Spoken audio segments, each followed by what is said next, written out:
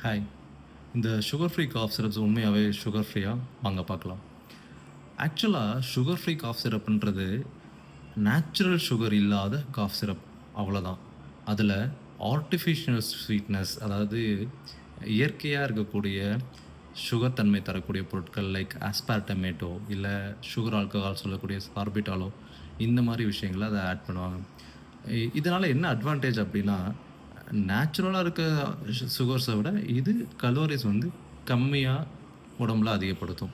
இப்ப எக்ஸாம்பிள்க்கு அது natural sugars 120 calories வர வைக்குதுன்னா, ஒரு 15, 20 எம்எல் காஃப் சிரப்க்கு இது வந்து ஒரு 20, 30 கலோரிஸ வந்து அதிகப்படுத்தும் அவ்வளோதான்.